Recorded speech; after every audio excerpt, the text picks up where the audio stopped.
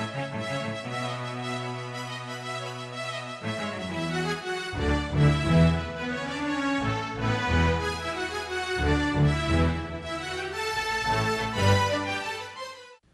evening. My name is Christopher Duncan. I am the Department Chair in Political Science here at the University of Dayton, and it's my privilege tonight to welcome you to this event on behalf of the Department and the Human Rights Studies program. Before we begin, we'll start with a brief story and a prayer, and then I'll turn it over to Dr. Nsalaco, who will perform the MC duties. This is from a story by George Orwell called A Hanging. It was about 40 yards to the gallows. I watched the bare brown back of the prisoner marching in front of me. He walked clumsily with his bound arms, but quite steadily with that bobbing gait of the Indian who never straightens his knees. At each step, his muscles slid neatly into place. The lock of hair on his scalp danced up and down. His feet printed themselves on the wet gravel. And once, in spite of the men who gripped him by each shoulder, he stepped slightly aside to avoid a puddle on the path. It is curious, but till that moment, I had never realized what it means to destroy a healthy, conscious man.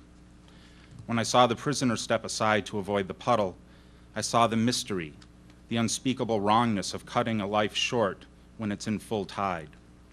This man was not dying. He was as alive just as we were. All of the organs of his body were working, bowels digesting food, skin renewing itself, nails growing. His nails would still be growing when he stood on the drop, when he was falling through the air with 1/10 of a second to live. His eyes saw the yellow gravel and gray walls, and his brain still remembered, foresaw, reasoned even about puddles. He and we were a party of men walking together, seeing, hearing, feeling, understanding the same world. And in 2 minutes, with a sudden snap, one of us would be gone. One mind less, one world less. As we reflect on the images and questions raised by Orwell's work and how we might respond to them in our own world, let us pray. Heavenly Father, as we gather for what promises to be both a difficult and somber event, we recall the sacrifice of your only Son at the hands of a hostile and unforgiving government 2,000 years ago. Sent to his death, a political death, he suffered and died as any human being would have suffered and died, and those who loved him wept. The torture of the cross remains among the most vivid and powerful symbols of the human capacity to sin against you and each other. As those in this room consider and discuss the practices of contemporary governments and attempt to draw one another, and especially those in power, to our better natures and the good, help each of us remember that all human beings are created in your likeness and image, that each human being, regardless of their crimes or status, is a child of God and must be treated as such at all times. May your compassion and mercy fill our hearts. Bless our conversation here and later, and please shed the light of your grace on those who have suffered and those who have caused the suffering, such that all may be reconciled to you and your call to love one another as I have loved you. We ask all of this in your name, in the name of your Son, Jesus Christ. Amen. The Human Rights Studies program, as a major at the University of Dayton, has entered its first class this year officially, though the program has been around for quite a while. One of the founding members of that group, indeed probably the most visible face, is Dr. Mark Nsalaco, the current director of the program and the holder of the Raymond A. Resch Chair in the Social Sciences at the University of Dayton. It's my pleasure to introduce Mark to kick off tonight's events. Thank you all very much for coming.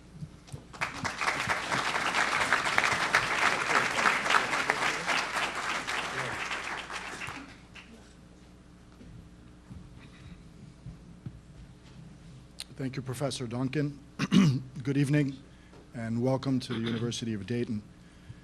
And I'd like to extend a special welcome to our distinguished panel. It's an honor, gentlemen, to have you here on campus. The Human Rights Studies program in the Department of Political Science is indeed honored to have been asked to organize this event tonight. A few months ago, the Center for Victims of Torture invited me to participate in the campaign to ban torture and to promote the Declaration of Principles for a Presidential Executive Order on Prisoner Treatment, Torture, and Cruelty. As director of the Interdisciplinary Human Rights Studies program, I enthusiastically accepted the invitation on behalf of all who are associated with the Human Rights program. I accepted the invitation because I believe that the aim of the campaign to ban torture reflects this university's commitment to the inherent dignity of all human beings, and reflects as well the university's Marianist spirit of Christian humanism. And so at the onset, I would like to commend the Center for Victims of Torture and Doug Johnson, the center's executive director, for his leadership in drafting the Declaration of Principles, in organizing the campaign against torture, and enlisting the support of so many distinguished Americans who have already endorsed the Declaration. I would also like to thank Lauren McGrath and Elizabeth Condon, who are here from the Center for Victims of Torture, for working closely with all of us to bring our distinguished guests to campus. And obviously, I would like to thank the Office of the President, President Curran, the Office of Public Relations, and all my colleagues in the Human Rights Program who have made tonight's event possible. Now, this evening's event is only one aspect of our commitment to the campaign to ban torture. We are committed also to urging others to sign the Declaration of Principles. Ultimately, of course, we are seeking the one signature that matters most. We are seeking the President's signature on a presidential executive order that unequivocally rejects torture and cruelty. To that end, we are succeeding in building broad support for the Declaration from Americans of all walks of life and political affiliations. A great many of UD faculty, staff, and students have already signed the Declaration online at campaigntobantorture.org, as have many of you in the community. But there are other endorsers that I'd like to recognize tonight. Tonight, I'm honored to be able to announce that Dr. Daniel Curran, the president of the University of Dayton, will become the first president of a Catholic college or university in the United States to formally sign the Declaration. Likewise, Archbishop Daniel Plaracek of the Cincinnati Archdiocese, one of our panelists, will sign the Declaration. I will invite President Curran and the Archbishop to sign the Declaration at the conclusion of the event this evening. Thank you, President Curran, and thank you, Archbishop. Your moral authority will carry great weight as this campaign moves forward. I'm pleased to be able to announce also that the Peace and Social Justice Advisory Committee of the Association of Catholic Colleges and Universities has also endorsed the Declaration. And I'm pleased to announce that the Association of Catholic Colleges and Universities, the president of the association, has agreed to take the Declaration to the full board when the association's board meets in November for the endorsement of that board as well. And finally, I'm pleased to announce that Mayor Ryan McClin of the City of Dayton, along with Commissioners Matt Joseph and Nan Whaley, have lent their support to the issuance of an executive order on prisoner treatment, torture, and cruelty. I thank the Mayor and Commissioners Joseph and Whaley for their stance, and I especially want to thank Matt Joseph, a UD alumnus, for his efforts to secure this endorsement. And while we're speaking about the Commission, let me take this opportunity to wish Commissioner Dean Lovelace a full and speedy recovery. As many of you may know, Commissioner Lovelace suffered a stroke last week, but I understand he is recovering. Dean is a respected member of the community and the Commission, and a dear member of the faculty of the University of Dayton, and so we wish him well. Now, to the purpose of tonight's conversation. On the 20th September 2001, less than 2 weeks after the atrocities of 9/11, President Bush addressed a joint session of Congress, and he said this: "I ask you to uphold the values of America and remember why so many of us have come here. We are in a fight for our principles, and our first responsibility is to live by them." This evening's conversation is about our principles and about our responsibility to live by them. And so we will conduct this conversation in a manner consistent with the University of Dayton's commitment to promote critical inquiry, vigorous dialogue, and thoughtful reflection and ethical behavior. The participants in this evening's panel have unique perspectives of men who have distinguished careers in service to America and to America's cherished values. All have endorsed the Declaration, and they are with us tonight to explain why, in their view, the use of torture and cruel and inhuman or degrading treatment and punishment is immoral and unwise. I share this view, which is why I signed the Declaration some months ago.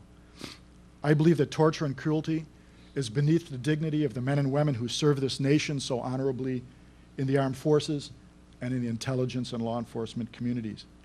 For me, the campaign to ban torture is fundamentally about honoring the flag and honoring the uniform. And I believe as a Catholic that the U.S. Conference of Catholic Bishops has it exactly right, and I quote from the Bishops' Conference statement on the question of torture. The use of torture must be rejected as incompatible with the dignity of the human person and ultimately counterproductive in the effort to combat terrorism. I agree. The practice of torture or coercive interrogation or enhanced counter-resistance techniques or whatever euphemism one may try to attempt to use, torture in all its form debases the dignity of the torturer as much as it debases the dignity of the torture victim. So now let me introduce our speakers. I will introduce all of them in the order in which they will speak. I've asked them to make brief remarks so as to leave as much time as possible to hear your voices in what I hope will be a conversation about American values. I will moderate the conversation after the formal presentations. Carl Ford. Mr. Ford is retired from the U.S. Army, where he served as a military intelligence officer, a Defense Intelligence Agency analyst, China Strategic Intelligence Officer, a CIA China military analyst, a staff member for East Asia on the Committee of on Foreign Relations, and the National Intelligence Office for East Asia at the CIA. From 1989 to 1991, he worked as the Principal Deputy Assistant Secretary and Acting Assistant Secretary of State levels in the Office of the Secretary of Defense. He was Assistant Secretary of State for Intelligence and Research from 2002 to 2006, where he provided intelligence support for policies related to the war on terrorism, the Iraq War, and Reconstruction. Donald Gregg. Mr. Gregg served with the CIA for over 30 years before eventually being awarded the highest possible decoration, the Distinguished Intelligence Medal. He was seconded to the National Security Council staff in 1979, where he was in charge of intelligence activities. From 1980 to 1989, Mr. Gregg served as a professional lecturer at Georgetown University's Master of Science in Foreign Service program. In August 1982, he was asked by then Vice President George Bush to become his national security advisor, focusing on foreign policy, defense, and intelligence. Finally, Mr. Gregg was named the U.S. Ambassador to South Korea, a position he held from 1989 to 1993. Colonel Peter Monsoor. Dr. Peter Monsoor, Colonel, retired the U.S. Army, is the Mason Chair of Military History at The Ohio State University and the author of Baghdad at Sunrise, a brigade commander's war in Iraq. A highly decorated military officer with over 26 years of service, including multiple deployments to the Middle East, Colonel Monsoor commanded the 1st Brigade Combat Team of the 1st Armored Division in Baghdad between 2003 and 2004. He is the founding director of the Army Marine Corps Counterinsurgency Center and most recently served as the executive officer to the former commander of the multinational forces Iraq, General David Petraeus. Colonel Monsoor was actively involved in the development of the Army and Marine Corps Counterinsurgency Field Manual and the surge strategy that reshaped the war in Iraq between 2007 and 2008. Ambassador William Howard Taft IV. In 2001, Mr. Taft was appointed by President George W. Bush as legal advisor to the Department of State and served until 2005. Mr. Taft was U.S. permanent representative to NATO between 1989 and 1992. Before that, he served as Deputy Secretary of Defense from 1984 to 1989 and as Acting Secretary of Defense from January to March 1989 and as General Counsel to the Department of Defense from 1981 to 1984. Ambassador Taft is an attorney at the Washington, D.C. office of Freed, Frank Harris, Shriver, and Jacobson, and is currently serving as a visiting professor at the Stanford University Law School. And as we say at Mass on Sunday, Daniel, our bishop. Archbishop Daniel Plaracek was ordained a priest in 1959. He served as a member of the faculty and later vice president and rector of St. Gregory's Seminary in Cincinnati. He was appointed Archbishop of Cincinnati in 1982. He has served on a number of important committees at the U.S. Conference of Catholic Bishops, including as chairman of its Committee on Doctrine. He has more than 30 publications in print, and his most recent publication is When God Speaks. Before I turn the floor over to Mr. Ford and the rest of our speakers, please join me in welcoming our distinguished panelists.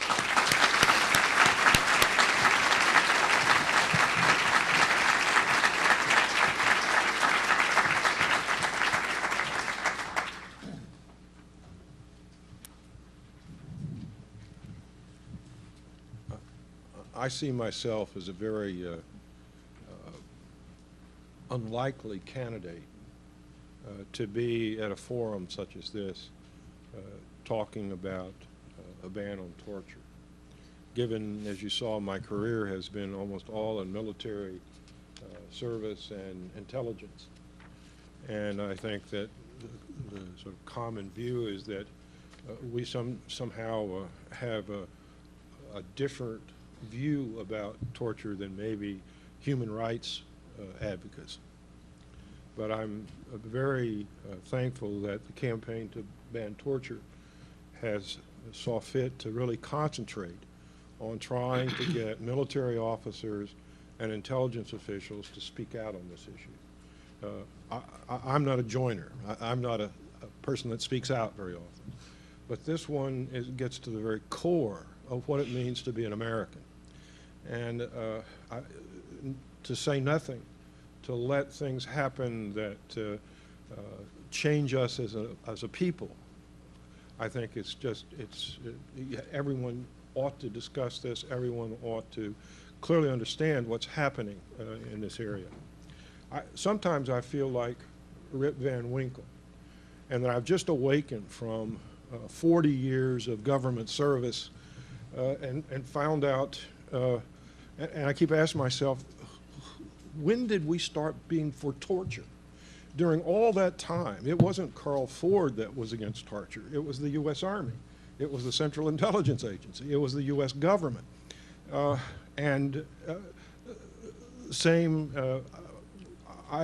keep asking people, well, when did it become known that torture was an effective and reliable way to collect intelligence information?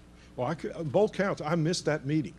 The fact is that from my perspective, my experience, torture is simply a crime against humanity. It has nothing to do with our national security. It has nothing to do with the collection of information. Don't get me wrong. Anyone can be broken. They can be made to say virtually anything that you want them to say. In fact, they will try to read your mind just to get the pain to stop. But that's one of the more important reasons why, as intelligence officers, that sort of information is very difficult for us to use. It's not reliable because they'll tell you anything to make the pain go away. It also, remember, this type of tactical information is very perishable. It's only good for hours, certainly not weeks, maybe days, but it's very perishable. As soon as someone is captured, as soon as someone, if we, for example, captured Osama bin Laden's driver, the first thing we do is they change everything that driver had known about. So that even if he was tortured and told us where Osama bin Laden had been, it doesn't really help us very much in terms of trying to get at the truth and being able to deal with the problem that everybody is focused on in war against terrorism. The fact is that it's almost a way of, it's an excuse for an intelligence officer to say, I've done everything I can. I even tortured them to get that information. Well, the fact is that if we depend on that to protect our national security interest, my experience in intelligence suggests we are making a foolish, foolish mistake. The fact is that we don't always do a good job in intelligence. I certainly have made my share of mistakes, but it won't be changed simply because somebody says, well, you ought to torture people in order to get more information. It doesn't work that way. And so that while there are those in our country who watch too much television, watch too many movies maybe, believe that this is an effective, reliable way, my word for that is baloney. I have not seen anything in my 30, 40 years of service that would persuade me that anything from torture was of great value to the United States. In fact, it did us great harm. And I know that there are those who may disagree, but let's, as Americans, let's talk about this. Let's don't just let our anger and our fear and frustration at 9/11 get us to do things that are totally against everything that we stand for as a people and as a country. Thank you.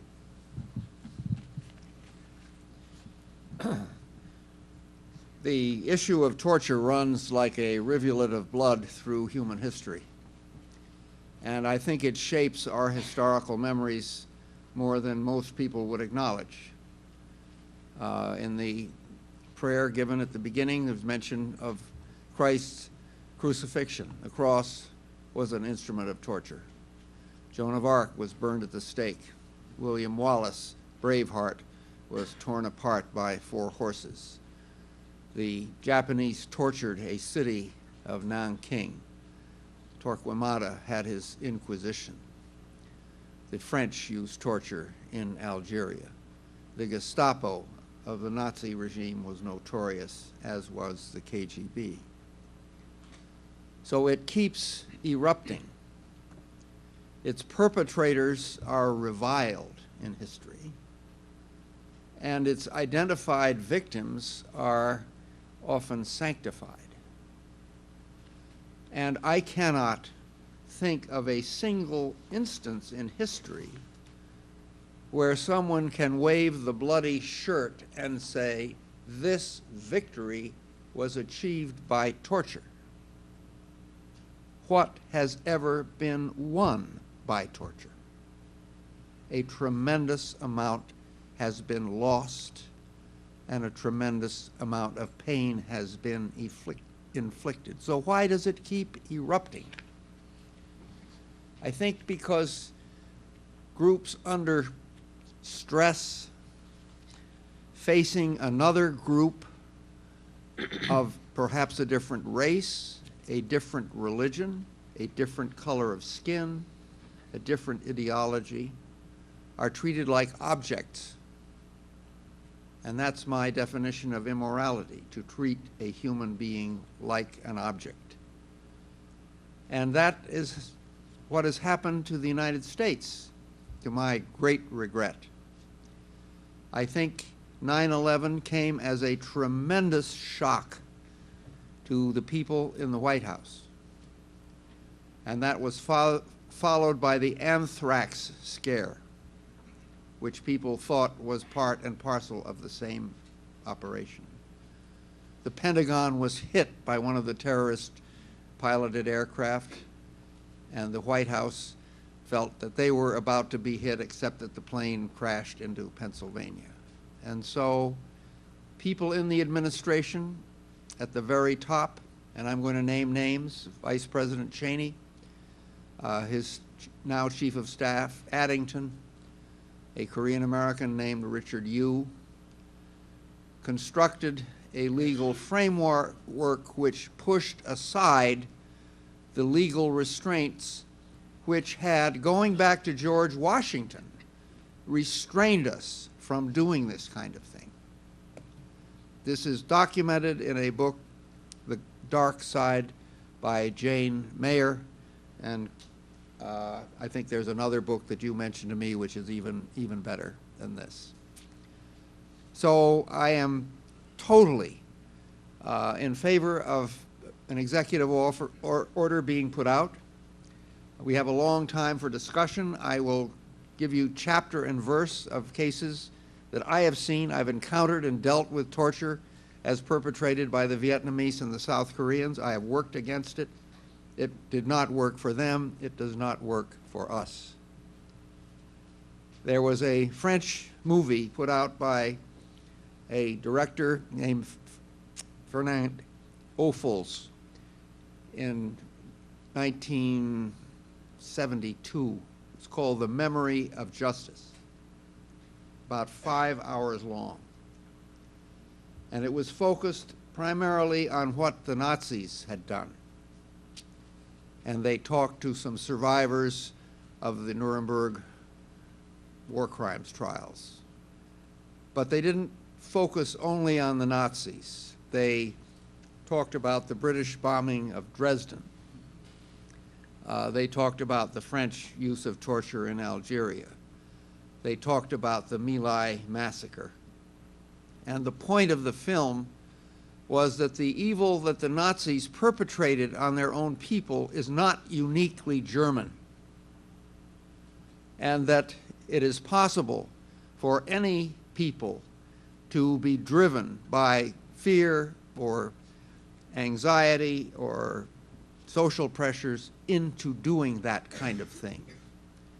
Except for the fact that in the case of Germany, there had been a recognition on the part of the German people who'd been taken out to the death camps to see what had been done, and they have turned against what the Nazis have done. And the end of the film was very powerful. It was a statement by Yehudi Menuhin, a famous American violinist, himself a Jew, who had gone to Berlin and performed a concert for the Germans in the smoldering ashes of Berlin in December 1945. And people asked him, "Why in the world did you do it?" And he said, referring to the Nuremberg war trials, "You have to have tribunals and you have to have judges, but the judges should not be the ones who have won the battles." And this is his key point: the most important verdicts are rendered by the people who have committed the crimes. Now think about that. The most important verdicts are rendered by the people who have committed the crimes. Germany is an example of that. Japan is not. They have never faced up to what they have done.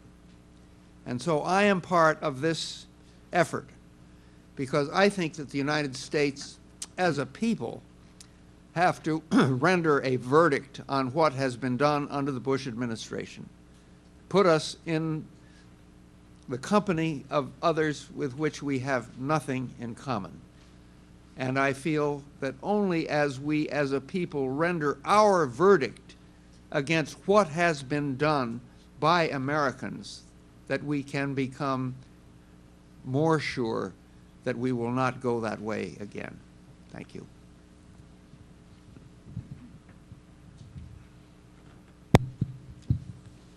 The veneer of civilization is pretty thin, and it can quickly collapse when pressured. The mark of a nation is not what it does when times are easy, but what it does when times are difficult. 2,000 years ago, the Athenian historian Thucydides had this to say about a civil war that had erupted on the island of Corcyra. Then, with the ordinary conventions of civilized life thrown into confusion, human nature, always ready to offend even where laws exist, showed itself profoundly in its true colors, as something incapable of controlling passion, insubordinate to the idea of justice, the enemy to anything superior to itself. For if it had not been for the pernicious power of envy, men would not have so exalted vengeance above innocence and profit above justice. I would claim we have not come that far from those days 2,000 years ago, and it is up to the leadership of this nation to make sure that we stay on an even keel as a nation and uphold the moral foundations upon which it was founded. Torture has a corrosive effect on the United States as a nation, on our armed forces, and our standing in the world. And this was brought home very clear to me as a brigade commander in Iraq in 2003, 2004, when I had to deal with several cases of detainee abuse in my brigade. As Mark said, I have written a book on those experiences called Baghdad at Sunrise, A Brigade Commander's War in Iraq. Available at a bookstore near you. Yeah, or Amazon.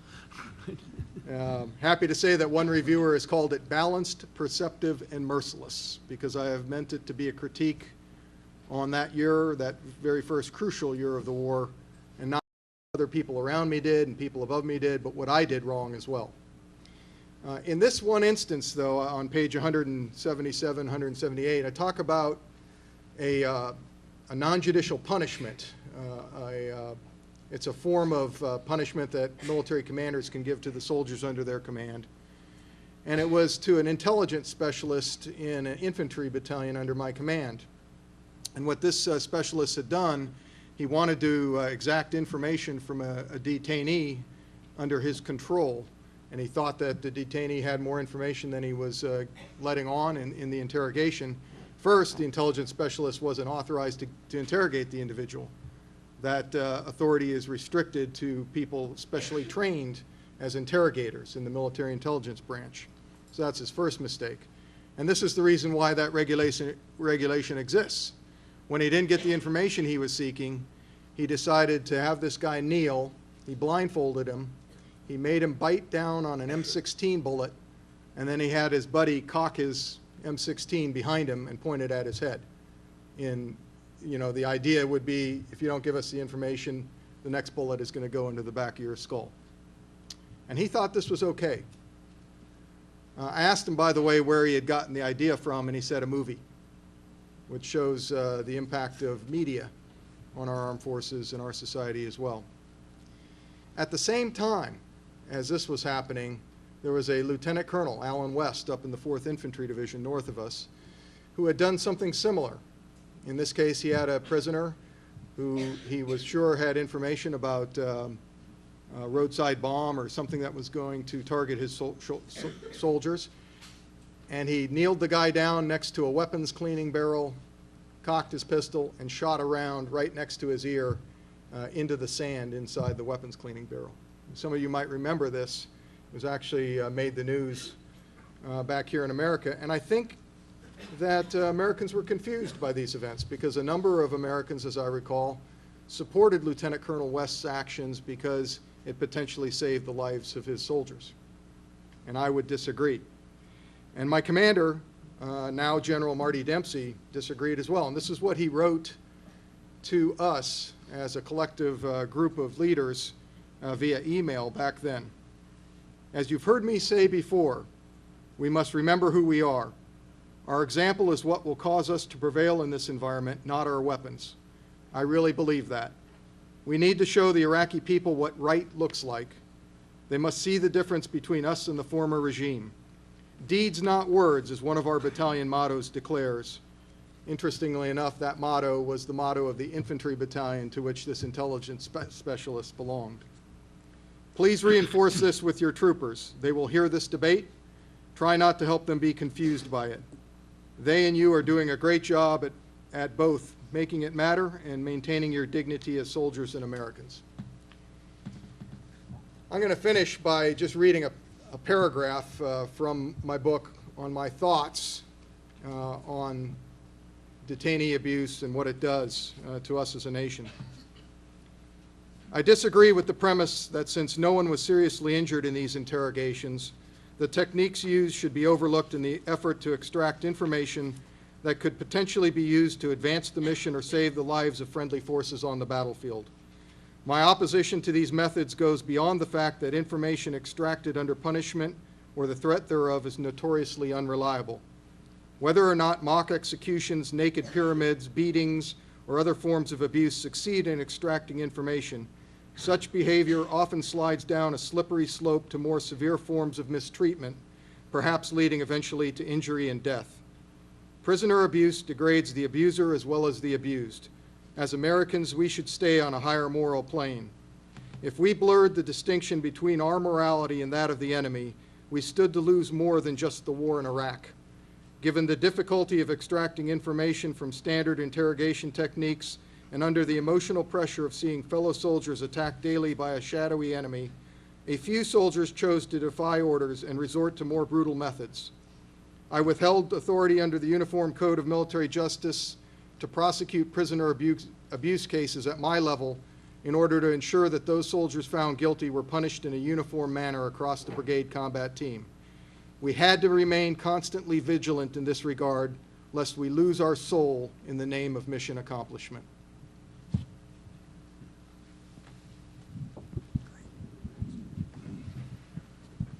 I just have a very few points to make, some of which have already been covered, but I will go forward. The first point that I would like to make is that this effort to have an executive order banning torture is necessary. There is still uncertainty as to whether the United States believes that it has the right to use torture. Now, this may be surprising in light of the fact that we are a party to the Convention Against Torture, which does ban the use of torture by the government of any state that's a party to it. But unfortunately, the President of the United States was advised that, notwithstanding this ban in a treaty of the United States, that he might, in some circumstances, have the authority to approve of torture. So it needs to be clear that whatever the legal advice the President might receive on this subject, that we will not use torture, that we will punish those who do and hold them accountable. The executive order that we are working on in the campaign against torture would do that, would make it clear, would turn the page on this rather shameful episode in American history where we have parted company with our values and with what we have committed ourselves to. If the President does sign an executive order banning torture, that will be the end of it, regardless of what the law might be or any confusion that was sown by the advice that was given to President Bush. Because it's not congressional staffers who are using torture, it's not judicial law clerks, it's people in the executive branch, and they will be covered, and they will know what they can and cannot do. The second point that I would like to make relates to just one aspect of what we are looking at in the executive order, and it's not so much specifically to do with torture, but for me it's a very important point. And that is that we would, in the executive order and in the statement of principles, the United States would commit itself to reporting the identity of all captured persons that it is holding to the International Committee of the Red Cross, and it would permit the International Committee of the Red Cross to have access to those people as soon as practicable. This actually is a commitment in the Geneva Conventions to which we have signed up, and unfortunately we have not followed that practice, and a significant number of people, perhaps 3 dozen or more, have been, over the last 5 years, in U.S. custody and never identified and never made known to their families or to any third party that we were holding them. Now, as you may know, 14 of those people were identified subsequently to the public, and they are now in Guantanamo Bay. But it was also acknowledged at that time, when the 14 were identified, that there were some 20 more who had been in the program, as it was called, that is to say, held in custody in black sites, and as to whom no information has ever been provided as to where they are now, who they were, or how they might have been treated. It said that none of them is in the program anymore, but that really isn't good enough. There are an awful lot of people who have disappeared in the world over the last 6 years. Most of them are not in Al-Qaeda and are not these 20 people. But it is very important for the United States to be accountable for those that were in its custody and to know that they have been properly treated. There are really 3 reasons for this reporting requirement and the access of the ICRC to visit those in custody taken in an armed conflict. And the first is that it's only humane to let relations know whether their loved ones are alive or not. And this is the same humaneness that is reflected in the Geneva Convention requirement for both reporting and access as soon as practicable. The second reason is that the practice of reporting and providing access is essential to establishing a reciprocal obligation for our servicemen who may be captured in any conflict. We insisted on this in the Vietnam War, where, of course, we not only had a number of POWs, but a significant number of missing in actions, MIAs, as we called them. And it is an enormously dreadful experience for the families of those people not to know what the fate of their relatives and loved ones is.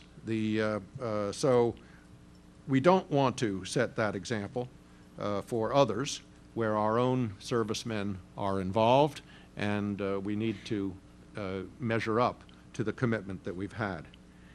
And I guess the third reason is equally important, and that is that in these black sites that we had, where people are being held and nobody knows who they are or that they are being held, there you enormously increase the temptation to abuse these people or even to disappear them. And in the event that something happens to them, could well be an accident, or they could be abused, the temptation simply to forget about them is very high. And who knows whether that happened or not.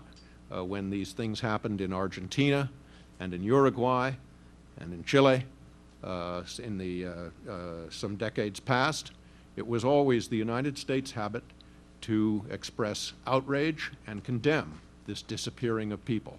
We have been doing it in these last 6 years in the battle with Al-Qaeda, and we need to stop, and this executive order would make it clear that that will stop. Thank you.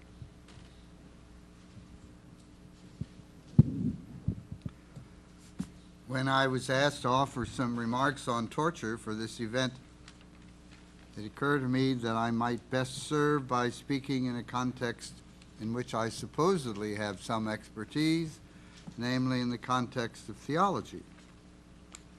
The question of torture fits into basic moral theology in the area of respect for the nature of the human person.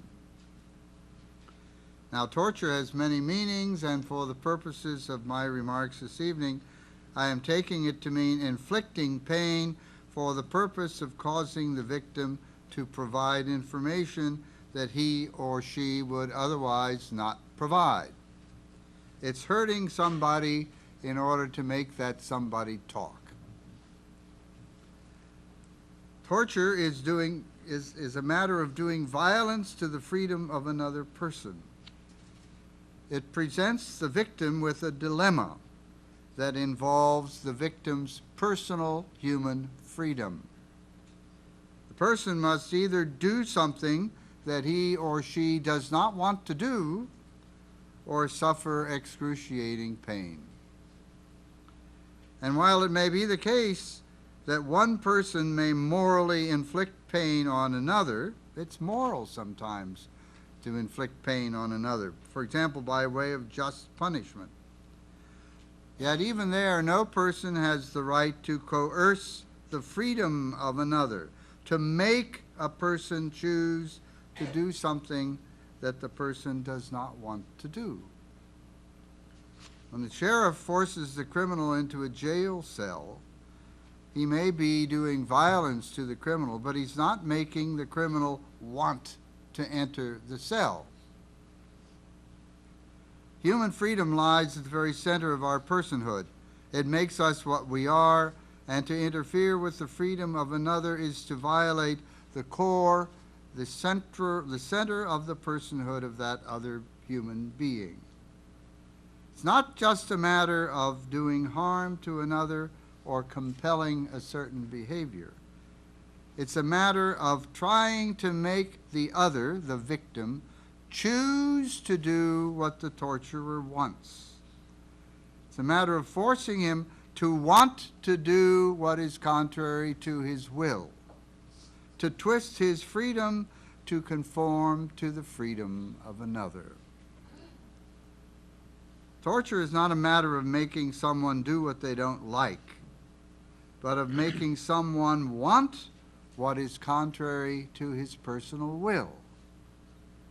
It's violence, not just physical violence, but what could rightly be called, I think, metaphysical violence, causing another human being to speak or act in a way that is contrary to that person's free will. Torture necessarily involves a disdain or contempt for the personhood of another.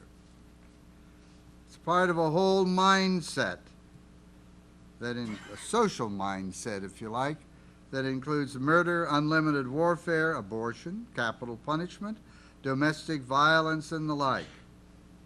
Now, these, I acknowledge, are all different actions, but they share a basic likeness in that they all involve imposing my personhood on another's personhood.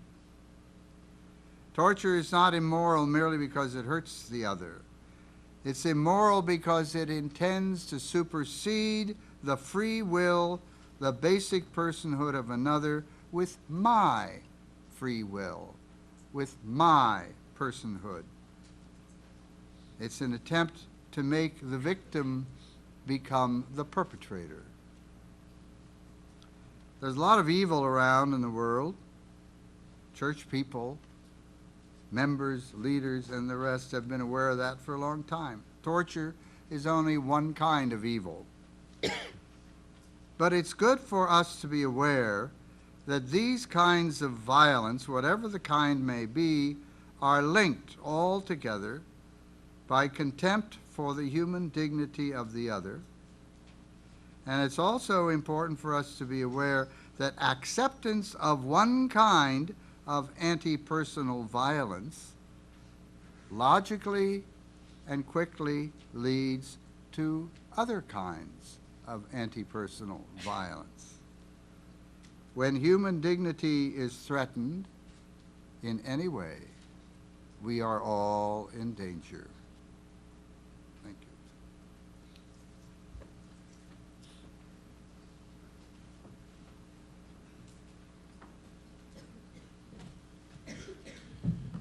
Thank you, gentlemen. I think they deserve a round of applause.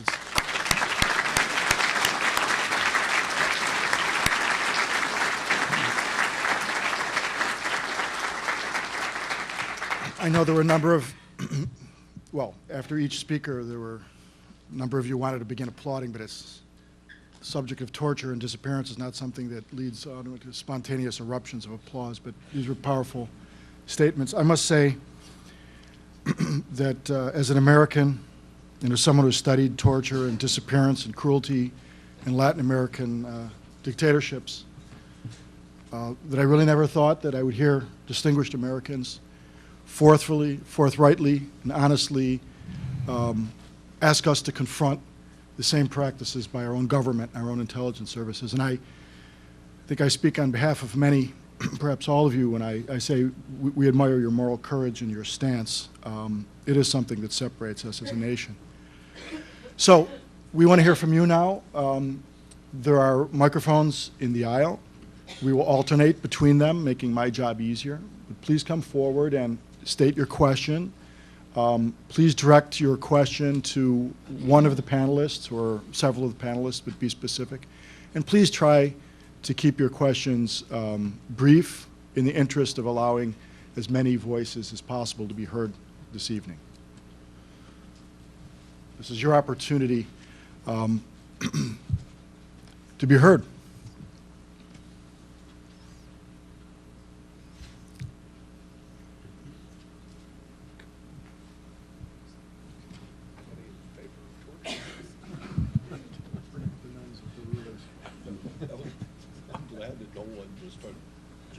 I'll start just to get the ball rolling here for you, Mark. I think many of us are opposed on moral grounds, theological grounds, philosophical grounds to torture.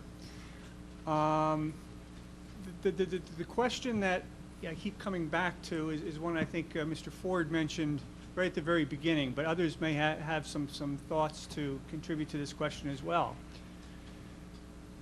I've heard, and as you stated, information you get from torture is generally not very helpful. It may, in fact, be counterproductive information. So I'm trying to figure out, how leaders in Washington who are familiar with the history of the poor information that you get from situations where torture is used, why they would allow it, why they would encourage it in some cases, when they know, if they know what you know, that it's not helpful, why they would go ahead and do it. In one sense, I can understand why an officer down in the field, can get very angry and very punitive in a situation and inflict pain as much to cause pain as to try to get information. But I don't understand what the mindset is in Washington with career intelligence officers and military people who would knowingly give permission to intelligence officers to use torture. Can you help me figure that out? One point I would clarify is that I don't know very many senior military and intelligence officials who disagree with this panel. The military in particular is very outspoken on this particular issue. The people that have pushed this invariably are people who've never been interrogators. They've never been intelligence officials. Many of them never been in the military. And for some reason, they have this notion that if you torture someone, it can be very valuable and provide information that will protect U.S. national security interests. So I think they don't know. They apparently don't, they haven't asked the right people, because I don't know very many who would say, well, this is something that we ought to do. It's a case where civilians wanting to do something, to show that they were serious about solving these problems. It won't happen again on our watch. We're prepared to do things that normally they weren't prepared to do. I remember going up on the Hill early after 9/11, and I was with a group of other intelligence officers, and we were briefing, and this happened to be on the Senate side, and I was amazed that people would come up to us who were known to be very progressive, liberal, otherwise very nice people, who would come up and say, do whatever you have to do. As if somehow that the issue was that we hadn't got tough enough, that we weren't macho enough. And I think that this is something that where I'm ashamed as an intelligence officer is that more of us didn't stand up and say, you gotta be kidding me. We don't do this sort of thing.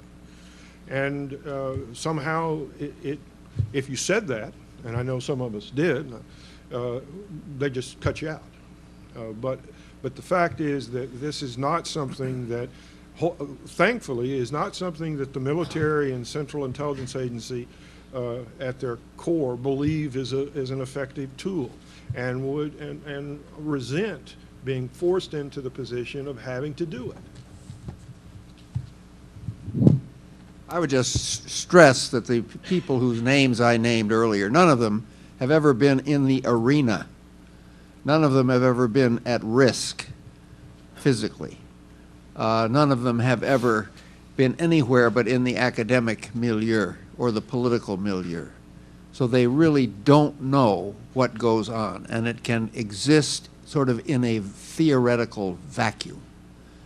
And the people who have been in the arena who have been at risk, who have dealt with opponents with lives at stake, have a completely different view of that kind of thing. And I think it's a very, very good point, but it's very frightening. The book, The Dark Side by Jane Meyer, documents this very thoroughly. Do you have anything to add? Let me just add to what Carl said, and I was in some of those meetings, and the fact is that the people who were making these decisions didn't know very much about torture or interrogation either. They were looking for something that might help. There was no consideration given to the idea that interrogation of a very different sort might produce, although there's a great deal of evidence in many conflicts to suggest this, a lot more information than coercive methods. And the Army has had, over the years, enormous success, and other states' armies, in getting information from prisoners without torturing them. And there was nothing known about this, really. I think what was known, unfortunately, and Colonel Monsoor brought it up, there were a little bit too many movies had been seen, and that may have been the source of some people's thoughts about this. First off, thank you all for being here. There was a mention about sort of coming to atonement, or we're at this point where you're trying to get this resolution, get an executive order so we can turn the page and stop this behavior from happening again. But there's also references to the German people and what they went through, and basically coming to grips with what they went through and holding those accountable for what they did.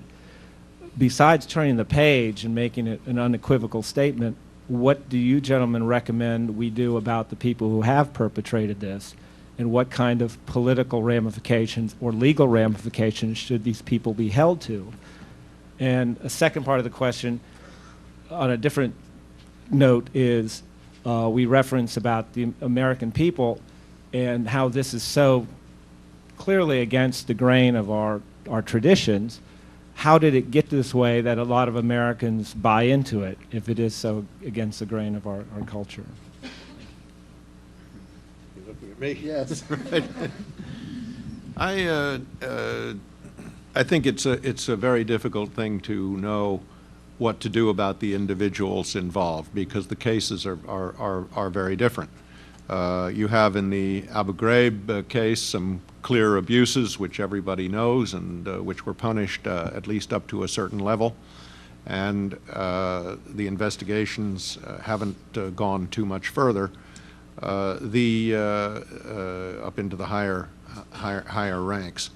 But some there in Iraq, it was not ambiguous as to whether you could abuse your prisoners or not. Everybody agreed that the Geneva Conventions applied, and that the policy was to adhere to them. What that policy required occasionally was not followed, and where that happens, it's not difficult to hold the person accountable.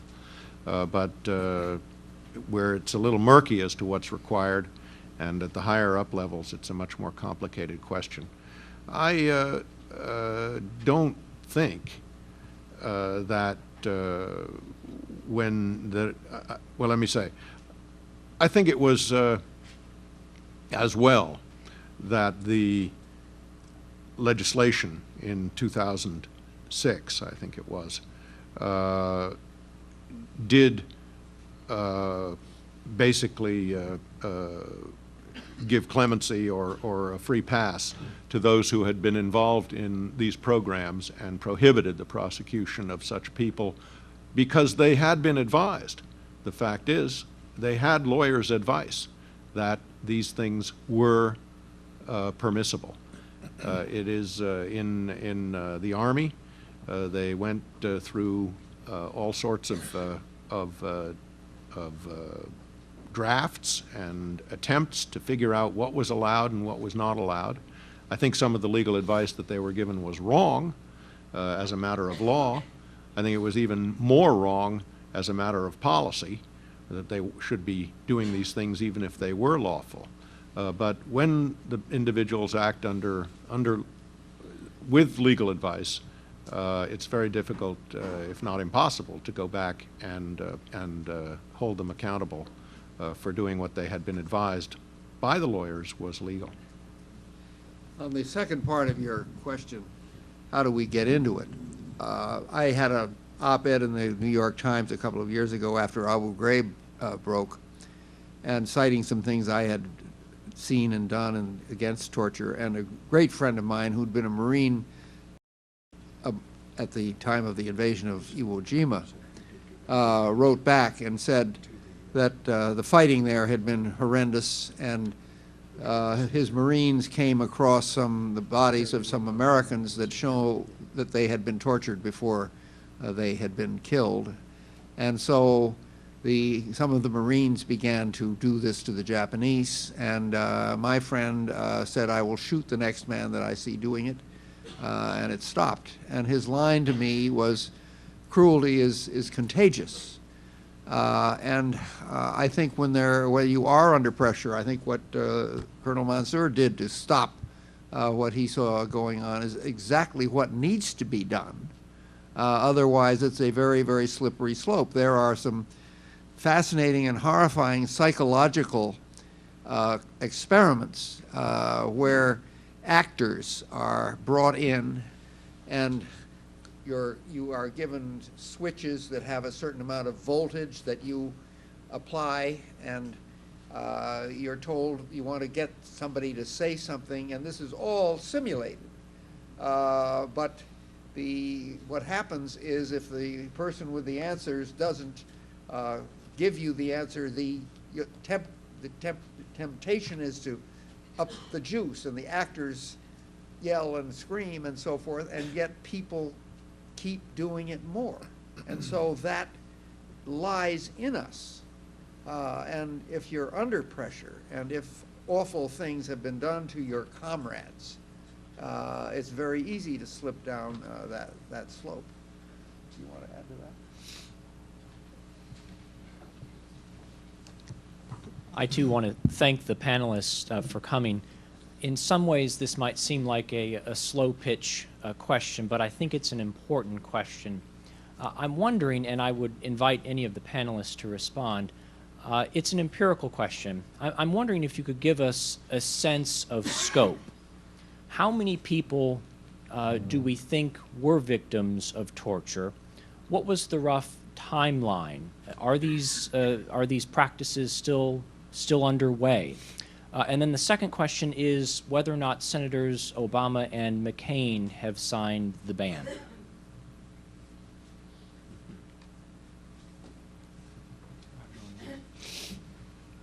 you have any idea? I can only give you approximations, but I think that the number of people who have been tortured has been, thankfully, quite small. That is tortured by Americans. By Americans. That is waterboarding and other what they call enhanced interrogation techniques, but which all of us, I think, would recognize that's torture. There's no ifs, ands, or buts about it. So there were, and this occurred early after 9/11 and during the first parts of the Iraq War, 2002, 2001, 2002, 2003. The difficulty is that we don't know exactly what the rules are now. And they said, well, we don't torture, but it's clear they don't have the same definition about what torture is that many of us do. And they sort of leave it open that there'll be some circumstance when it'll be necessary for the president to use torture. And no president in the past has ever sought that power, has ever even, I think, contemplated that power. And it's clear that, at least to me, that it's important for us to make clear that we don't want any future president to feel that torture is something that is American, that it's okay to do. But for me as an intelligence officer, it continues that myth that somehow you can solve all of our problems with intelligence, and we've got plenty of problems, by doing things like torture. It's an easy way to sort of cover up the fact that they can't think of any other way than these brutal attempts to try to get information out of people. As somebody I think said earlier, maybe it was Will, the studies are clear that, one, there's no scientific evidence, there's no empirical evidence that torture works. We all agree that you can be broken, that you can get people to say things. That's not the issue. The issue is it any good? Is it reliable? Is it helpful? And what has been helpful in the past, in World War II, was a much more gentle approach. That is, that there are people that were language qualified, one-on-one, human being to human being, following them secretly by microphone among themselves, keeping them not isolated, but bringing them together so that they talk to each other. And over a period of weeks and months, there was an extremely valuable stream of information that came out of it. But it was strategic information, not tactical. It wasn't that there are nuclear weapons in L.A. and if you don't tell me where they are, I'm gonna torture you. That wasn't the sort of information that was everybody recognized. There wasn't any of that kind of information left or that would be valuable to their purposes. If I can just say, I think the administration has said that 3 people were waterboarded. 2 of them, I think they're among the 14 who were brought to Guantanamo. So at least 3. There have also been 3 what the military has characterized as homicides that have been acknowledged, 2 in Afghanistan and 1 in Iraq. Whether these were the result of torture or just abuse is not clear. I mean, they may just have been being abused. Nobody thought they had any information. They just wanted to get rough with them. But there has been a fair amount of that too. And Abu Ghraib, for example, I don't think those people were actually seeking a lot of information from the people in the pyramid. They just were sadistic brutes. But if you notice, the people that we seem to focus on are the people at the very bottom of the process, the interrogator or the guard. And the fact is that there was an atmosphere created during that period of time that there were new rules, that just about anything went. Whether they defined it as torture or not, the people as it filtered down, I think were under great pressure to produce results, and no one was telling them, but torture's out. And so that this atmosphere, the people that we can say, you were an abuser, usually aren't the people that are the problem. It's the problem of the people who created this atmosphere that said it's okay, or that will look the other way, or there are special circumstances in which torture is acceptable. And that kind of atmosphere is very difficult to try to get the colonel soldiers all to understand clearly. If the Secretary of Defense thinks it's okay, if the Attorney General of the United States thinks it's okay, what about a PFC in Iraq that just saw his buddies get blown up by the Iraqi insurgency? So it's one of those things where the number of people tortured, in my mind, is not as important as the principle that there ought not to have been one.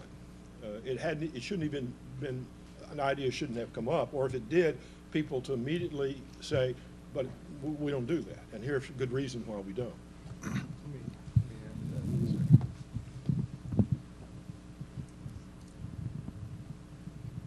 I'm going to add to that for a second, because I think the astonishing thing about Abu Ghraib is not just the torture that took place, but the fact that no usable information ever came out of that place.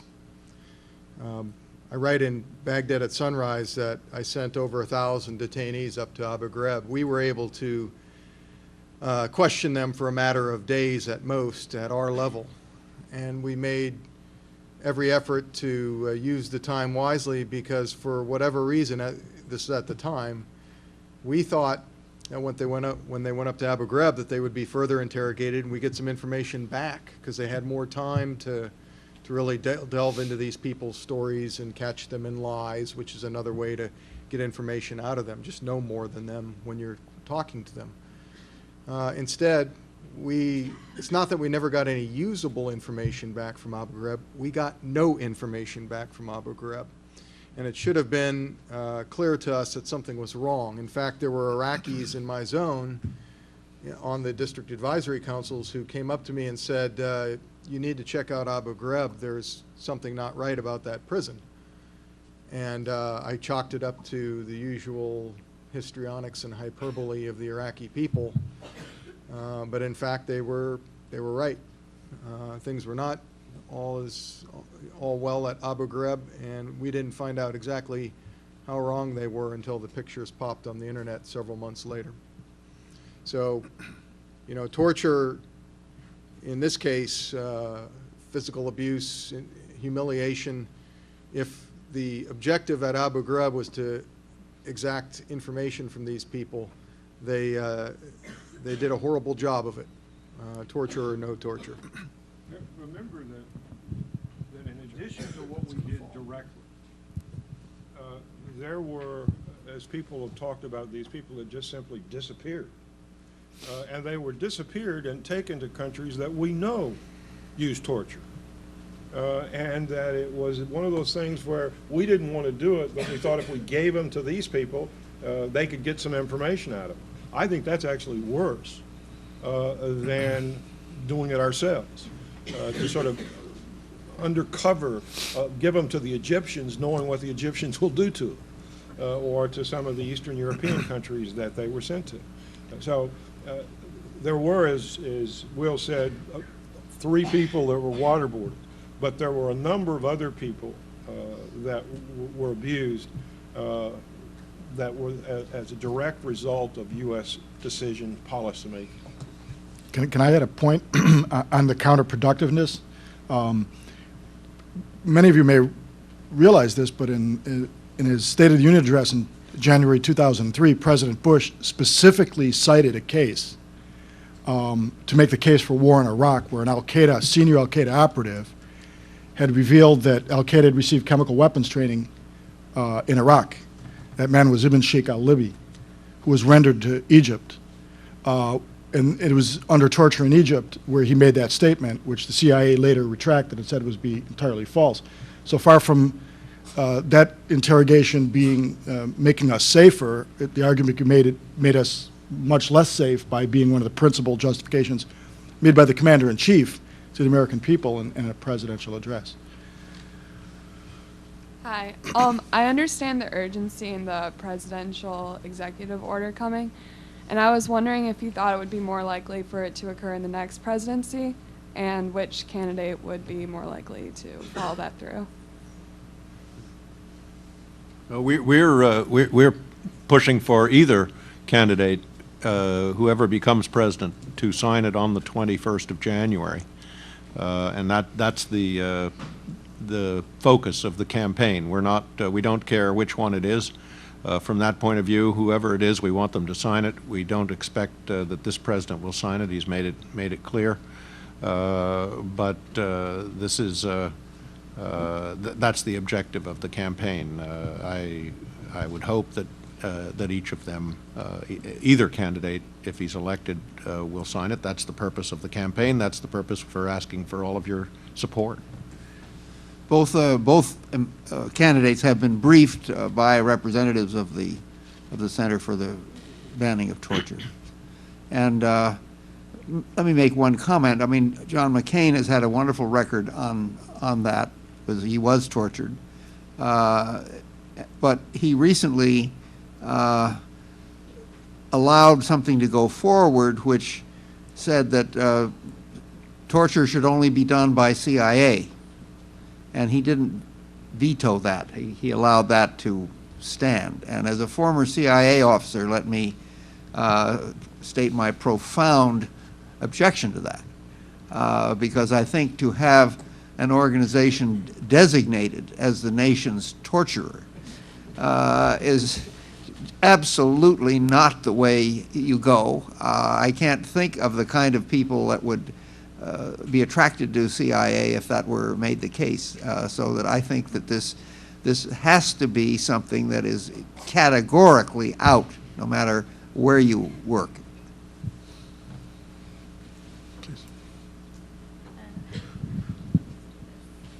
A few months ago, I was at a protest in D.C. To ban torture, and I met a woman. She was an American missionary to Guatemala, and she was actually tortured. She was captured in the village where she was, and she was tortured for quite some time, and actually escaped and eventually made it back to the States in the 90s. And I was talking with her, and when she got back here, she went to the White House and tried her best to basically gather up her resources and find out who this was, tortured her, etc. And she found out some information that it was quite possible that her torturer perpetrator was actually trained at the School of Americas in Fort Benning in Georgia. And so I'm wondering what really is the School of Americas, its purpose, and what kind of impact does it have on international leaders? Yeah, well, first, they don't teach torture at the School of the Americas in Fort Benning. What it is it's a professional military educational institution at which military leaders from Latin America, Central America, Mexico, and the United States can get together and discuss the profession. And it is an educational institution. It's enormously helpful in engaging the militaries of Latin America and introducing shared values, and enables American officers entree into their militaries and vice versa. It does more good than harm. The fact that there are officers from nations like Guatemala, which at one time, did things like you're talking about, should not throw a cloud on the school as a whole, because it is one of the effective ways that the American military can engage other militaries around the world by inviting their officers to the United States for courses in professional military education. And it's not just Latin American officers, by the way. We have Arab officers come to our schools. We have now Chinese officers, Russians, and so forth. Just an anecdote along that way. I worked for George Herbert Walker Bush when he was vice president, and he went down to El Salvador at a time when the El Salvador military had a terrible record in that way. And he met with the top 15 or 20 leaders of the South, of the El Salvador military, and said, you're losing the war that you're fighting because you're alienating the people by the way you fight it. And there was terrible cruelty, there was torture, there was indiscriminate slaughter of villages. And one colonel got up and said, well, it's easy for you to say, both my son and my father have been killed by the insurgents, and what do you expect me to do? And Bush said, I expect you to hold yourself to a different standard than the people who killed your father and your son, as hard as that may be, and unless you do that, you're not going to win the war. Very good. Hi. Has torture increased since 9/11, or has it only appeared to increase because of the media focusing more on the war on terrorism and the war in Iraq?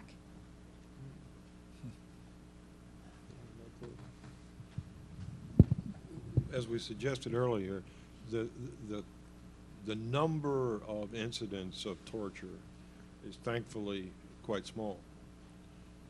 I think that what's troubling is that there is this general feeling that it's okay, and that there would be some circumstance in the future that in which that would be an effective way to get information, and that they don't want to give up that very important tool in the national security kit bag. Well, that's simply, there's no evidence to suggest that it has that power it's not the answer to our problems. And so that even if there's one American who thinks that it's okay for CIA to torture, I hope that Don and I and others who are CIA officers make sure they understand that we don't do that. And that there may have been a time in the past, I don't know, but when I came in the mid-'70s, the agency took great pride in saying there was no place in CIA for torture, that this was American intelligence, not Korean, not Russian, not Chinese. This was American intelligence, and we do things differently. And so that for most of us, from that time on, clearly, we grew up believing that everybody thought the same way. And it was only until 9/11, when we were put under all of this new pressure, that people even began to talk about it. And I think that that's not good for us as a country. It makes us, how do we tell anybody else that they shouldn't disappear people, that they shouldn't torture people? What right do we have to say when we've said, as a matter of principle, there are some cases where that in fact is acceptable? And again, being able to break somebody is not the same as providing valuable information that would protect our national security interest. And there's really not, it's far more complicated than getting somebody to tell you a tidbit of information, even if it's very real and believable, if the world doesn't work that way. It's like asking the FBI to be able to stop a kidnapping before it occurs, or for us to be able to read people's minds. It just, the real world is that we find out about terrorists after the fact. And so that the notion that the crack outfit that I belong to is going to be able to catch somebody in Los Angeles before they blow up a bomb, whew, I wish you luck. I've got some land to sell you in Arkansas. There's no mortgages now, so don't worry. No, that's right. But it's possible that you could get somebody to say that. But it's also possible to win the New York and New Jersey lottery on the same day. Not very likely. And certainly if you base your program on that very remote chance that you're actually going to catch somebody that has that piece of information that would stop a terrorist act, all the odds, I mean, it's not even quantifiable how unlikely that is that we would ever have this. So it is simply a smokescreen. People say, well, what about the nuclear weapons going off in New York? Well, torture won't solve that problem. And those who believe it will solve it don't know much about intelligence or about interrogation. All they know is that somehow you're tough if you squeeze somebody so hard that they cry out and tell you whatever you want them to, whatever you want to hear. But what did change was that during this administration, the Geneva Accords and the Army Field Manual and other prohibitions against torture were pushed aside. And that's what's different about the situation now than has ever been the case before. But what was the numerical impact of that? I don't think anyone knows. Good question. We don't. Sorry, I'm really short. Jesse, sure. Okay. This clearly is an important issue. Why wasn't it a big topic of discussion during the 2004 and 2008 primary season? And also, it seems like this issue has been placed on the back burner of Washington's consciousness. Is there anything going on in Washington towards bringing it back towards the front of discussion or having the problem solved? Well, the campaign to ban torture is doing everything they can in Washington to bring it up. But it's like, what is on your mind these days? I think the economy and various other issues are weighing much more heavily on our minds at this moment in time than torture.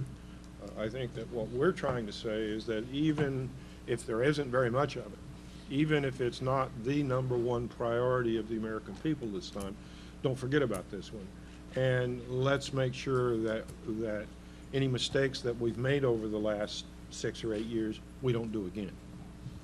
I was so glad to hear about this organization that was taking a stand. I mean, I do quite a lot of talking around the country, and I have been raising this issue, and I find that most audiences are very uncomfortable with it. they don't like to hear that we have been doing this. They profess not to know about it. So it's a difficult issue to raise because people are uncomfortable and tend to shy away from it. And that's why I think that this organization is such a great one, and why I'm so happy to be a part of this effort. You know, I think the point to either presidential candidate, if you want to repair America's standing in the world, this is a easy and quick way to get a jump start on that, and you can do it with the stroke of a pen. So, you know, I'm hopeful that either presidential candidate would sign up for this. I'm not as anguished as you about Senator McCain's vote, because I think it was more procedural than anything. I think when he's president, given his background, his view will change. If he's president, I'm sorry. I might do the same. Thank you so much for being here. Going back, I'm sorry to take a step backwards to the former U.S. Army School of the Americas, now the Western Hemisphere Institute for Security Cooperation, but what are your thoughts on the training manuals that came to the public sight in the 1990s, which seem to condone very clearly torture and interrogation tactics, and this stamp of legitimacy that seems to come from institutions such as this, that although these tactics might not be taught anymore, or maybe ever were in some people's opinions, that still seems to follow these graduates, and through the school's existence alone seems to legitimize massacres in Guatemala and El Salvador and Colombia. So just your thoughts on that. Yeah, I think the issue there is fix the school, don't close it down, because we lose so much when we close down these institutions.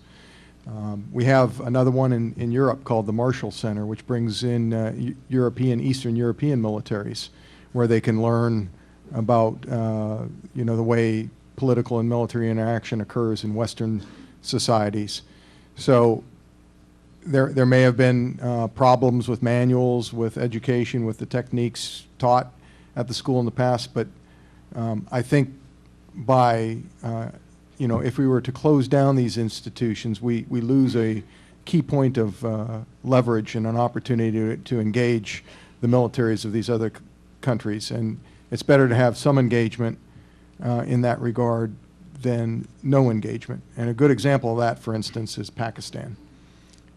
Pakistan is going to be a really crucial issue for the next president, but he's approaching it now with a Pakistani military that hasn't been able to participate in U.S. professional military education schools recently because of their atomic bomb. When they exploded the atomic bomb, we cut them off for a period of time. It's penny wise and pound foolish. We send a political signal, and wouldn't it be really useful to have some contacts now in the Pakistani military that our armed forces could depend on, talk to, and by the way, maybe the Pakistani military could benefit from the things they learned at the Army War College or elsewhere in our educational system. So great question, tough issue, but I come down on the side of keep the institutions, let's just fix them. Good evening, gentlemen, and thank you once again for being here and sharing your knowledge with the future generations. As a Puerto Rican, I am deeply glad to see that people in the U.S. are taking initiative to ban torture on the U.S. Army.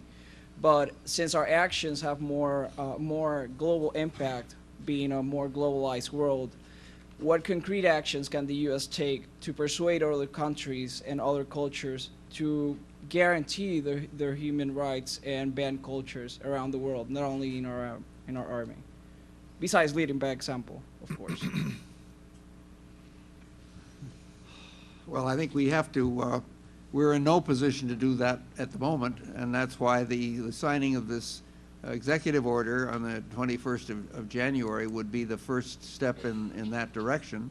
And then, as Colonel Monsoor has said, if we go about going to some institutions which may have been a source of confusing messages, make sure that their message is cleared up.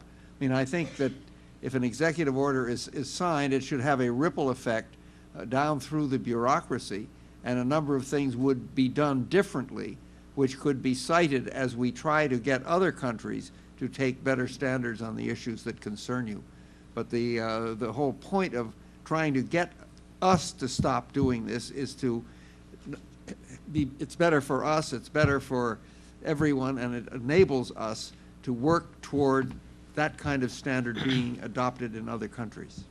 Thank you. I think if I could just add to that, I think that we should look backwards at we've had over the years enormous success in promoting human rights in many places, in Latin America, in Eastern Europe, and in Asia. The U.S. has been for decades, and during the Cold War, very successful in promoting human rights in many of these countries through a variety of programs of political, of diplomatic efforts, and through the Helsinki Accords working in Eastern Europe. And Don, I'm sure, knows a great deal about what we've been doing in Korea and other places where the human rights records of these many countries around the world have been very much improved, in part because of work that the United States has been doing. That's the kind of thing that we need to go back to doing more of. We're already doing quite a bit of it, actually, now, but our escutcheon has been tarnished in this aspect. But we do have many programs that are working very effectively to promote human rights around the world today, and we need to just get the focus back on them. May I make a point here, and maybe I can direct this towards the Archbishop as well, because the importance of taking a stance and making taking moral position in the Latin American dictatorships. Very often the Catholic Church was a little bit ambiguous, but I remember in my work had to deal with Chile when the Archbishop of Santiago unequivocally came out and said that anyone in the security service who tortured would be excommunicated. I'm not saying it stopped torture, but it was important, very important for the church to raise its moral voice, and that's what it is, really, a moral issue. So for all of us to have these statements, to make these statements unequivocally is a positive step in the right direction. Didn't want to give you a cold call, but... Well, in the material that we were given, they're quoting some of the bishop's statements on human rights, on torture, et cetera, et cetera. It's hard to say what's called for in any specific concrete situation. But the fact is, it seems to me the church's stand is pretty clear, very clear. It's absolutely clear. Thank you. I have, first of all, a comment. I want to thank you guys for being here tonight. This is wonderful. Wonderful dialogue. I have, first of all, a comment and then a question. I would ask that you would respond to the comment and hopefully answer the question if you could. The comment that I have is that I can relate to what you've said about people and politicians or whatever coming up to you privately and saying, do whatever you got to do to get the information. Because I know that after 9/11, that was definitely a thought that went through my head where I said, I don't care what they do, just, keep us safe. And I want to see what you guys think about the culture of paranoia and fear that's in this country right now as a result of 9/11. How do we move forward and get past that as a country? The question that I have is I'm an engineer, so I work in details and practicalities. And the question I have is, I agree with all the points on the principles. I have questions about the last two, which are the checks and balances and the clarity and accountability. I'm just wondering from a practical standpoint, like how that would work. Who would be accountable to whom, and how you would have those checks and balances and how those would work. How would you do the reporting on that? Could I respond to your comment and then leave it to somebody else to respond to your question? I think that the 9/11 came as a huge shock to everybody, and the anthrax thing followed on. I think a lot of people don't recognize that those two things were seen as part of the same terrorist threat. And I think that the paranoia that's a very good word to use. I think that the job of dealing with Al-Qaeda is the job for intelligence people and special warfare people. I think the war in Iraq is another question that I don't want to get into, but I think that specialists, people who take time to know the nature of their opponent, who are trained in that kind of thing, who have the real insight into what makes a terrorist in the first place, a real insight into the history of Islam, so that they will have some sense of what chance there is of getting the Shia and the Sunni to work together. I think if we can downgrade the number of people who are fighting the war on terror and increase the number of really qualified people who are doing it, that would be the most effective way I can think of sort of getting rid of the paranoia.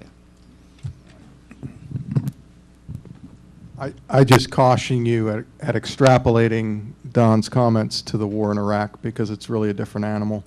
It's a counterinsurgency campaign. It's a peacemaking operation. It's a lot of different things, and it's not just counterterrorism.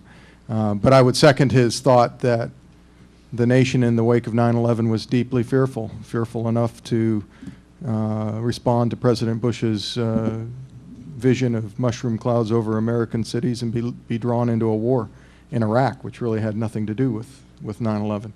And we've seen this occasionally through American history in the past, with different war scares and actual wars, alien and sedition acts, and different pieces of legislation that are enacted in a period of crisis, and then they're chipped away later on as the Supreme Court declares them unconstitutional, or they're drawn back in various ways. You know, I think if we look at this historically, this is nothing new. You know, it's sad that we have to go through it in our lifetimes, but we have to deal with it head on, and this is one way to do it, to confront what we've done. If I can get to your question, and it's a very good one about checks and balances and how we would work that. We do think that it is important to engage the Congress, and that the courts should also, when they're called on, be part of the solution here. And in fact, the courts have done well, I think, in deciding the cases that have come before them. How you actually work that into an executive order, or whether it's something for another place, is actually something that we are struggling with in the drafting committee. So you were right to identify that tricky issue. On accountability, I don't think that's so difficult. And the President is in charge of the executive branch. There are laws on the books, the War Crimes Act, and the prohibition on torture that are in the statute books, and they are effective now, even if they have been suspended for certain acts which occurred earlier with the benefit of what I would call erroneous legal advice. But that one I don't think will be so much of a problem. Checks and balances, we're still working through how to reflect that. It just kind of seems like the fox watching the hen house. Just leave it to the executive branch to regulate themselves, to watch themselves. Yeah. Well, we do want to invite the Congress, then the Congress should have oversight of what is happening. And one of the problems, I think, with the Congress between 2002 and 2006 certainly was that they were not actually exercising much oversight responsibility. They only legislated and looked into things when the Supreme Court came down with decisions, 2 different decisions, which forced them to act. And even then, when they did act, enacting 2 pieces of legislation, it was under the gun of imminent elections. And I think the administration, frankly, used that very skillfully to pressure the Congress to enact some legislation which many of them now regret, including what turned out to be the unconstitutional legislation suspending the right of, or preventing the right of habeas corpus for the people in Guantanamo. But these are going to have to be our final questions. Okay. Go ahead. Yeah, thank you for being here again. I think the last few minutes of conversation spoke to some of the comments that I wanted to make, it because you had mentioned the culture of fear, brought up this issue of the culture of fear. But what I'd like to state more explicitly is that that was actually cultivated by the Bush administration and others who were saying, yes, you should be scared. There was an exploitation of that culture of fear post 9/11 and a very purposeful, I think, othering and dehumanizing of Arabs and Muslims that continues on and has become very dangerous. So I wanted to kind of put those things out there more forcefully, that, there is a kind of a real convenient exploitation of fear and racism that's happened, that's allowed things like this to happen, going back to this earlier question of how have the public really gotten behind this or allowed it in some way. Mr. Gregg, you spoke a little bit about Milgram's experiments, in which people were asked to inflict pain on someone, which was all simulated, but we're suggesting that in some ways this is in our nature. But one essential part of that experiment was that they were not only asked, but really coerced and under orders to continue to up the ante and to actually continue to shock the people who are supposedly being shocked behind the curtain. So, I mean, part of what that's a commentary on is what people will do under leadership, under orders. So I kind of question whether it's in our nature so much as in this instance, a question of our leadership, really encouraging us to be scared, encouraging us to otherize people and dehumanize them so that it makes excuses for us. And it returns me to that question of then, you had mentioned that a lot of the higher-ups in these instances had not faced reprimand. So I return to that question again, given that this is under leadership, that the MPs at Abu Ghraib were under leadership that told them that they, absolutely should be doing this. Should those people who were responsible for this at the highest levels face some kind of reprimand? I wouldn't change a word of anything you said. You made me feel better about the Milgram experiments, of which I had an imperfect knowledge. I think, yes, those people should be held accountable, but I doubt very much that they will be. What do you think?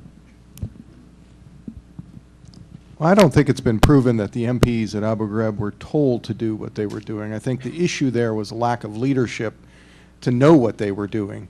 And it may be that things were happening at the prison that the MPs, examined, looked at, and said, well, our leadership would approve of this anyway, so let's just do it. It's hard to say. There have been, obviously, court-martials and so forth. Brigadier General Janis Karpinski was downgraded to colonel and retired. But the issue at Abu Ghraib really was a failure of leadership, of commanders not making the standards of treatment known, not enforcing them, and not checking up on their people. Before training. No training. Yeah. It Right. wasn't a unit trained for that task. Final question. This actually follows up on the last question. I mean, ultimately, maybe the reason we don't want to confront the issue of torture is because we are the responsible parties, the public that allow our public officials to engage in these kinds of tactics without being more outraged than we are. I mean, they took advantage of a situation, and we allowed them to. So we actually share the ultimate responsibility. Well, that gets back to Yehudi Menuhin's statement that the most important verdict is rendered by those who are responsible for the crimes. That's exactly what you're saying. Well, thank you. Listen, I'm going to ask that you remain seated because we have really an important final act of tonight's event, but let me ask you to join me in thanking our panelists. Better do it. There you go. Thank you, gentlemen. We really have the final piece. In a moment, I'm going to invite Dr. Curran and Archbishop Plaracek to the table to sign the declaration. I'm going to urge those of you who are so inclined to do it. But thank you for an important event. Good night. God bless you, and may God bless America. And thanks for your good questions. I really enjoyed it tremendously. Thank you. No, they, poor fellows at Abu Ghraib, I mean, they lacked training and discipline. Mostly, that's even untrained, they could have done a modicum of that's the leadership's problem, because the policy was so, I mean, it was obvious they shouldn't be doing these things. Yeah. Although what's unclear is there might have been other things happening in Abu Ghraib that the CIA was doing. Well, that was when that guy died. Pretty clearly being abused. Anyway, good to see you. Good luck with your projects and your next book. Appreciate it. Yeah. May the next book come quickly. You talking to me or? How are you? Science Department, International Law and Civil Defense. And I was just curious, talk about the erroneous legal advice that was sort of given to some of the tyrants. Did any of the international legal commitments factor into any of that? Maybe you talked a little bit about the Geneva Conventions, the Convention Against Torture, and Gregg. They were pretty much...